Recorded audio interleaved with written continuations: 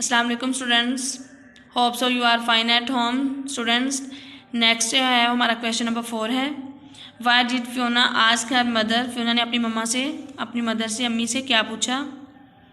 Answer, Fiona asked mother to buy her a new set of colour pencils. उसने colour pencils के set के बारे में जो है वो पूछा था। नेक्स्ट है formal verbs. Tell, TELL, tell, told, TOLD, told, come, COME, come, came, came, BUY, buy, BOUGHT, bought, BOUGHT, bought, buy, bought। आपने इस क्वेश्चन को अच्छे से लर्न करना है और राइट करना है, और इसके लिए आप लोगों ने जो है लेसन को पहले रेडी करना है ओरल, देन आपने राइट करना है। ओके, थैंक यू, अल्लाह हाफिज़।